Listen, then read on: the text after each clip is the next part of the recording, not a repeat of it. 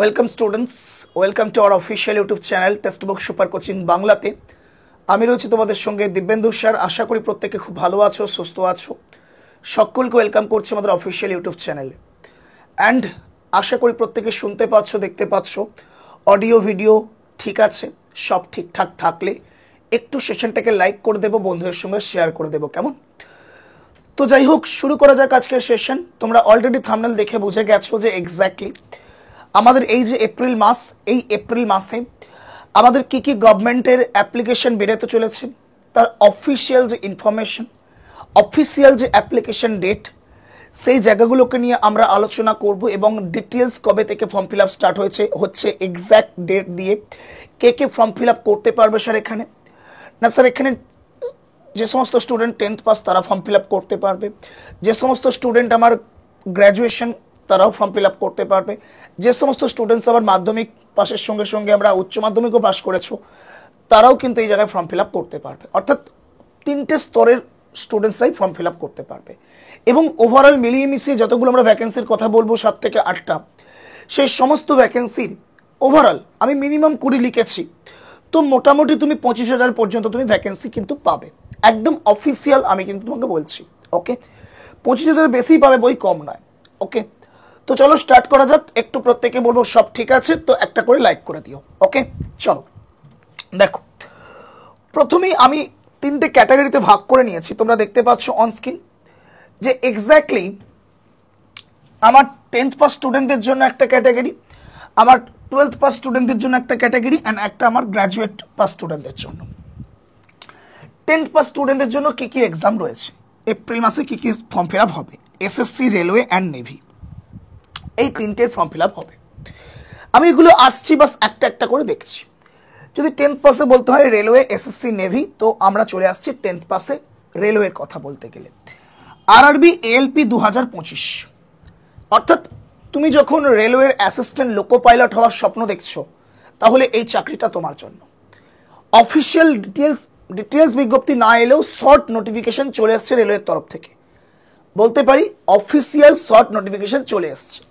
Vacancy কত না 10,000-এর কাছাকাছি, একদমই তাই।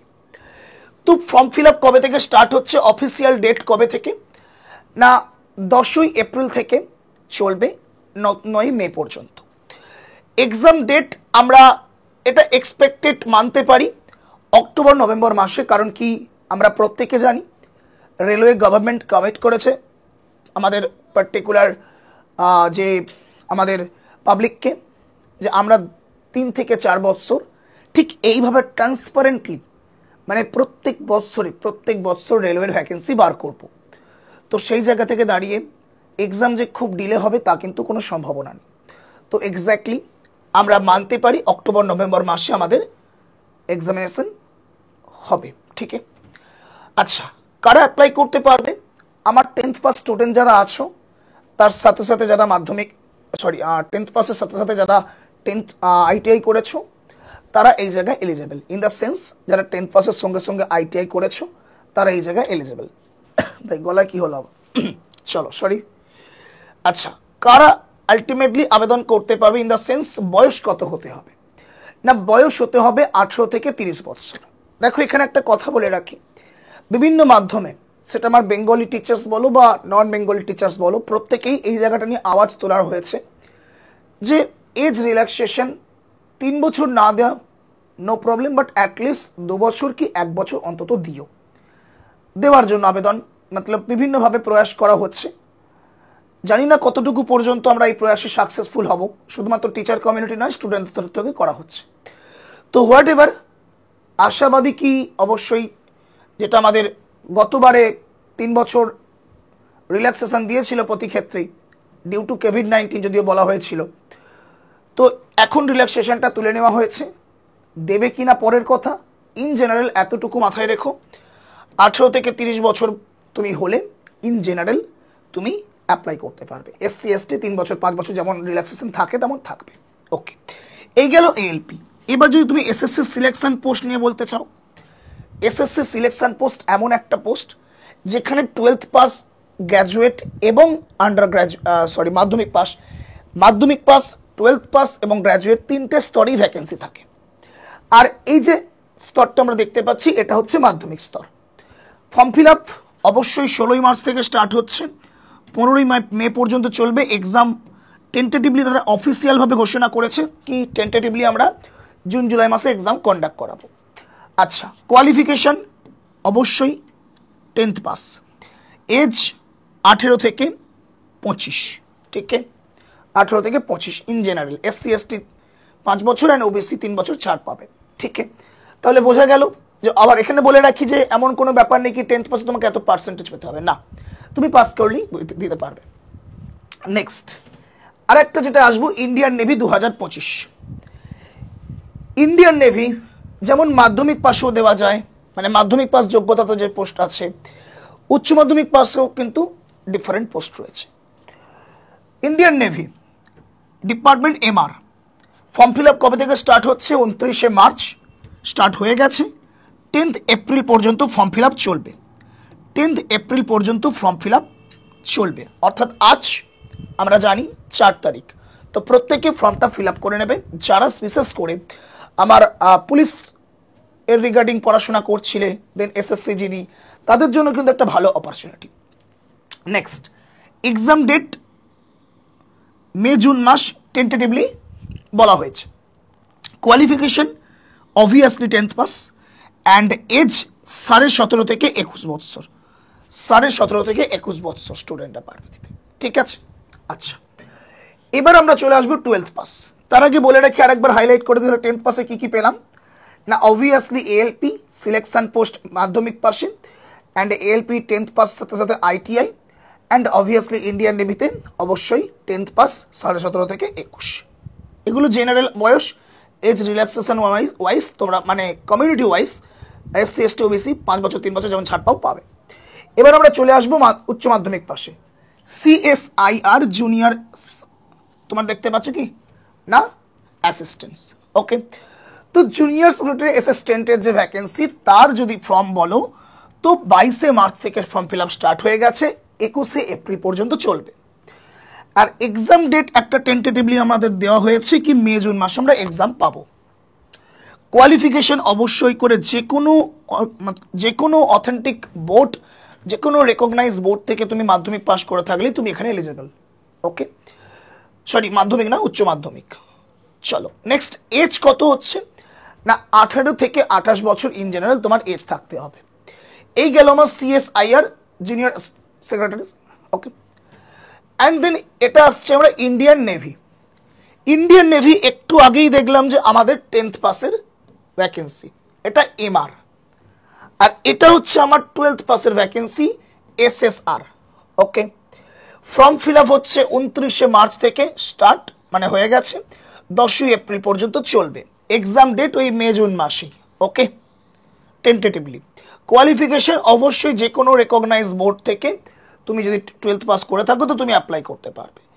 অ্যান্ড অবশ্যই করে 17 বছর থেকে 21 বছর হতে হবে। But for your kind information এতটুকু নোট রাখবে, এখানে তারাই এলিজিবল SSR-এ যারা অবশ্যই করে ম্যাথ এবং সায়েন্স ব্যাকগ্রাউন্ডের স্টুডেন্টস, মানে ক্লাস 12-এ ম্যাথ এবং সায়েন্স পড়েছ, তারা এই জায়গায় কিন্তু এলিজিবল, ওকে। তারাই কেবল এই জায়গায় এলিজিবল, মাথায় রাখবে। এটার জন্য একটা শর্ট নোট আমি লিখে রেখে দিয়েছি, ওকে। নেক্সট সিলেকশন পোস্ট 2025 আমরা দেখতে পেলাম যে আমরা সিলেকশন পোস্ট মাধ্যমিক পাশে দেখলাম, আমরা এখানে আবার দেখতে পাচ্ছি সিলেকশন পোস্ট 2025 উচ্চ মাধ্যমিক পাশে, মানে 12th পাসে। ওই যে বললাম সিলেকশন পোস্ট একটা মিসলেনিয়াস, এখানে কিছু ভ্যাকেন্সি 10th পাস, কিছু ভ্যাকেন্সি 12th পাস, কিছু ভ্যাকেন্সি গ্র্যাজুয়েশনের জন্য। তো এর ফর্ম ফিল আপ স্টার্ট হচ্ছে ওই 16 এপ্রিল থেকে 15 মে পর্যন্ত চলবে। এক্সাম ডেট জুন মাস থেকে জুলাই মাস। কোয়ালিফিকেশন 12th পাস, ওকে, কোয়ালিফিকেশন 12th পাস। এজ কত? 18 থেকে 27 বছর এজ, ওকে, ঠিক আছে। তাহলে আশা করি বুঝতে পেরেছি আমরা। নেক্সট, আচ্ছা এখানে ভ্যাকেন্সি কত আছে স্যার? বিগত বছরগুলোতে দেখলে তুমি একটা আইডিয়া করতে পারবে কি অ্যাভারেজ মোটামুটি 3000-এর কাছাকাছি, 3 থেকে 4000, কোনোবার 5000, হ্যাঁ কোনোবার 2500, কোনোবার 3000, এরকম ভ্যাকেন্সি আসে। তো আমি যদি খুব কম করেও বলি সামনে 2026-এ ভোট আসছে, এমন নয় কি যে তোমাকে লাড্ডু ধরিয়ে দেবে 1000 বা 1500 বা 1500। খুব কম করেও যদি বলি তাহলেও আমরা বলতে পারবো যে 5000 না হোক 4000 ভ্যাকেন্সি তো আসবে, সব মিলিয়ে মিশিয়ে গ্র্যাজুয়েট আন্ডার গ্র্যাজুয়েট সব কিছু মিলিয়ে 4000 ভ্যাকেন্সি তো পাবোই পাবো একদম। চলো নেক্সট আমরা চলে আসবো এবার কোথায়, 12th পাসে সিলেকশন পোস্ট দেখলাম, 12th পাসে জুনিয়র অ্যাসিস্ট্যান্ট দেখলাম অ্যান্ড ইন্ডিয়ান নেভি দেখলাম।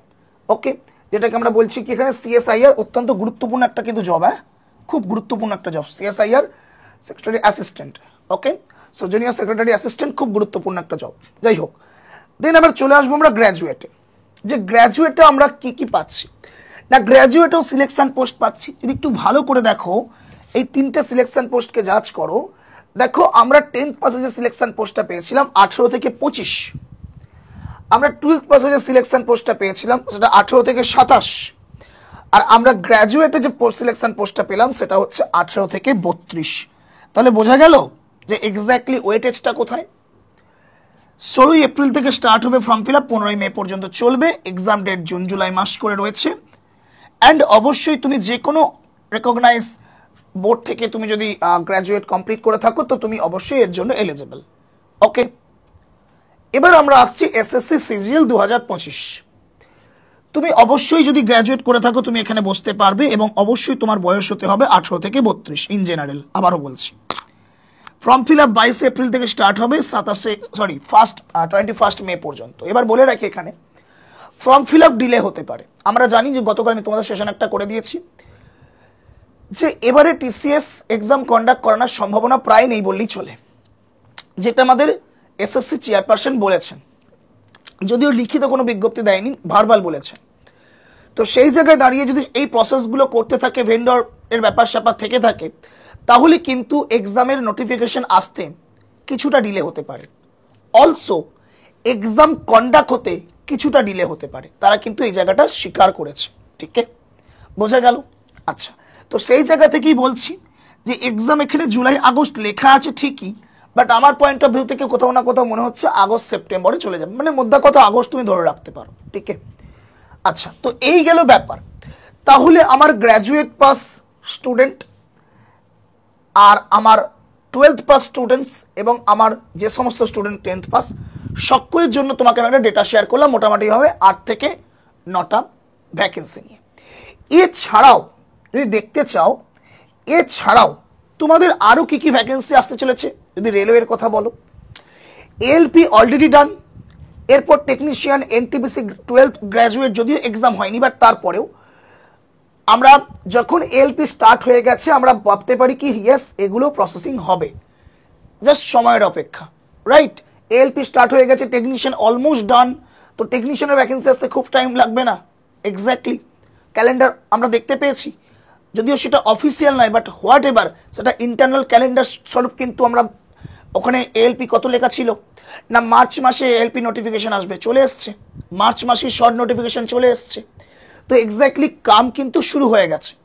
আমরা আবারও রেলওয়ের ভ্যাকেন্সি দেখতে পেতে পারি, একদম পেতে পারি ইন দ্য সেন্স পাবোই, 100% কনফার্ম থাকো। তো এতগুলো ভ্যাকেন্সি তুমি কিন্তু পাচ্ছ।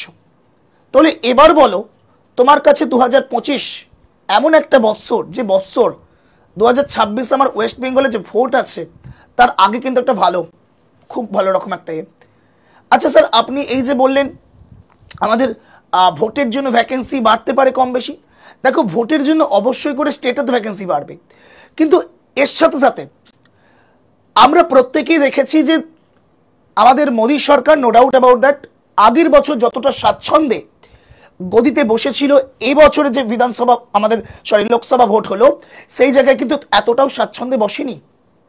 সেই জায়গা থেকে আমরা দেখতে পাচ্ছি তারপরে যে ভ্যাকেন্সিগুলো বেরোচ্ছে কম বেশি ভ্যাকেন্সির কিন্তু একটা মাত্রা আছে, এমন নয় কি আমি 1000 দিয়ে দিলাম 1200 দিয়ে দিলাম, এরকম কিন্তু আসেনি, ভ্যাকেন্সি কিন্তু বেড়েছে অনেক। তো এক্স্যাক্টলি আমরা এই জায়গা থেকে আশা করতে পারি কি এসএসসি সিজিএল বলো, সিএইচএসএল বলো, সিলেকশন পোস্ট বলো, এগুলো মিলিয়ে মিশিয়ে আমরা কিন্তু খুব ভালো একটা ভ্যাকেন্সি দেখতে পাচ্ছি, একদম তাই। তো যাই হোক, এবার ব্যাপার হচ্ছে প্রিপারেশন কিভাবে নেব। প্রিপারেশন অনেকভাবে নেওয়া যায়। দেখো কিছু স্টুডেন্ট অবশ্যই সেলফ স্টাডি করে নিতে চাইছো, আমি জানি অনেকে একদম ফ্যামিলি কন্ডিশন থেকে স্টার্ট করে ইকোনমিক্যাল দিক থেকে অনেক সমস্যা থাকতেই পারে, তুমি সেলফ স্টাডি করে নিতেই পারো। কিন্তু এটা ডার্ক ট্রু কি আজ থেকে 5 বছর আগে তুমি সেলফ স্টাডি করলে আমি কিছু না করতাম না, একদম। যদি যদি সেই সময়কালটা 2020 হতো, 2021 হতো, 2019 হতো, আরে ভাই আমি সেলফ স্টাডি করেছি, অবভিয়াসলি আমি সেলফ স্টাডি করে 2020 এবং 2021 দুবার সিএইচএসএল ক্র্যাক করেছি। বাট কপাল এতটা খারাপ কি আমি টাইপিং টেস্ট ক্লিয়ার করতে পারিনি। তোদেরকে আমি পেড ব্যাচে অনেকজনকে বলেছি, আমি দেখিয়েছি, হ্যাঁ না? তো এই হচ্ছে সিনারিও। তো ডেফিনেটলি সেলফ স্টাডি তুমি করতেই পারো, আমি তোমাকে হ্যাটসঅ্যাপ জানাই, স্যালুট জানাই, অবশ্যই। বাট শুধুমাত্র সেলফ স্টাডির ওপর ডিপেন্ড করে আজকে আমি পারবো না করতে, কোয়াইট ডিফিকাল্ট হয়ে যাবে, ঠিক কি? অবশ্যই তাই। ওকে, তাহলে স্যার আমি কি করব? ব্যাচ ওয়াইজ প্রিপারেশন নেব? অনলি ব্যাচ ওয়াইজ প্রিপারেশন নেব? তাও হবে না। বলেন কি স্যার?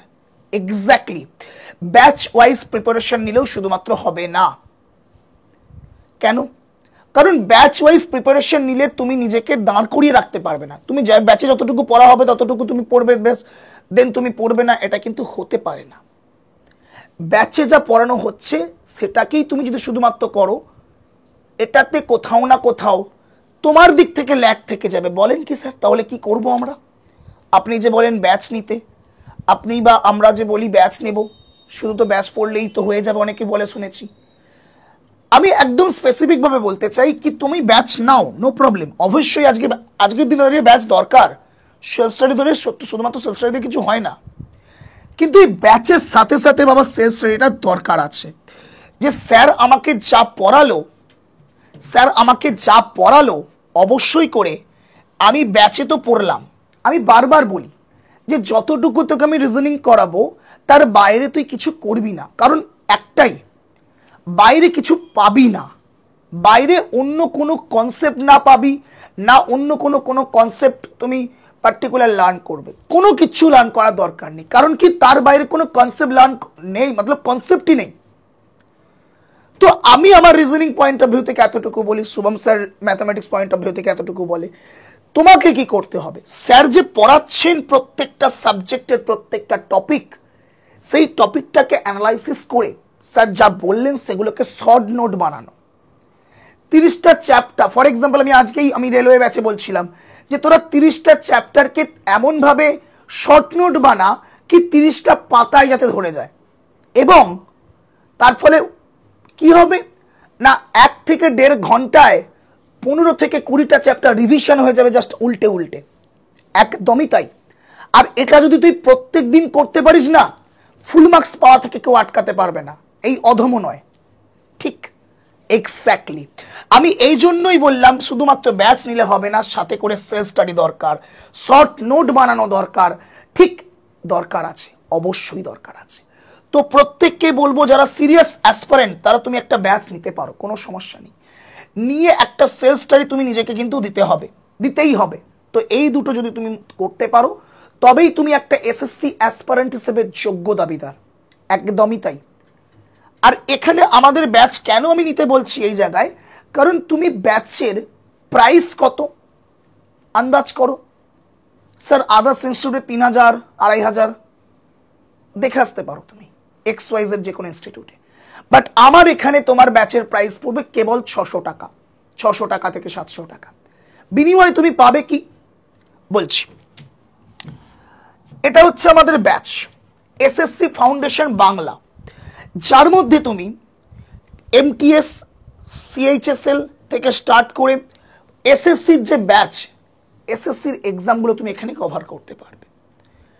অবশ্যই করে একদম ফাউন্ডেশন পড়াশোনা আমরা স্টার্ট করব।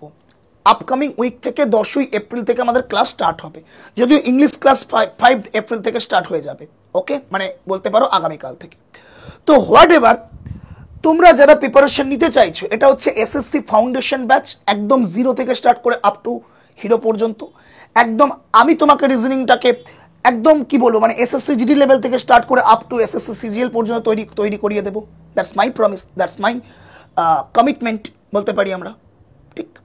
তো সেই জায়গায় দাঁড়িয়ে প্রত্যেকটা টিচার অবশ্যই করে তাদের বেস্ট দিতে প্রস্তুত, বাট তোমাকেও কিন্তু তোমার বেস্ট নিতে হবে, করতে হবে। তো যাই হোক, অবশ্যই এই ব্যাচটা তোমরা নিতে পারো। বেশি দাম নয়, 600-700 টাকার কাছাকাছি দাম। তুমি বিনিময়ে পাচ্ছ কি না, বিনিময়ে তুমি অবশ্যই ওই যে বললাম বেসিক টু ব্রিলিয়ান্স ব্যাচ পাচ্ছ, ব্যাচের কনসেপ্ট প্ল্যান পাচ্ছ, এবং সব থেকে বড় কথা প্রত্যেকটা topic, for example as a reasoning teacher আমি বলি, ধরো ব্লাড রিলেশন, পুরো চ্যাপ্টার কমপ্লিট করিয়ে দেওয়ার পর ঠিক তার পরের দিনকেই আমি তোমাকে ব্লাড রিলেশনের মক টেস্ট নেব, বা বলতে পারি একটা রিভিশন ক্লাস, যেখানে আমরা কোয়েশ্চেন আনসার শুধুমাত্র সলিউশন করব। প্রিভিয়াস ক্লাস তোমার ইয়ারে যে সমস্ত কোয়েশ্চেনগুলো কন্ডাক্ট করা হয়েছিল সেই রিগার্ডিং ব্লাড রিলেশন থেকে যা যা কোয়েশ্চেন এসেছিল, লাইক দ্যাট, তাহলে একটা কমপ্লিট তুমি প্রিপারেশন পাবে। অ্যান্ড সাথে সাথে টেক্সট বুকের যে পাস প্রো রয়েছে সেগুলো তুমি এই জায়গায় পেয়ে যাবে এসএসসি পয়েন্ট অফ ভিউ থেকে। তুমি এই ব্যাচটা নিলে প্রিভিয়াস ইয়ার কোয়েশ্চেন থেকে স্টার্ট করে A to Z, মানে মক টেস্ট বলতে পারি, আলাদা করে কোনো কিছু কেনার দরকার নেই। এই হচ্ছে ব্যাপার। তাহলে অবশ্যই করে আমি প্রত্যেককে বলবো এসএসসি ফাউন্ডেশন ব্যাচটা নিয়ে নিতে পারো। সব থেকে একটা কাজ কি করবে না, অ্যাপ থেকে পারচেস করতে পারো তুমি, তোমার জন্য বেস্ট হবে তুমি যদি অ্যাপ থেকে পারচেস করো।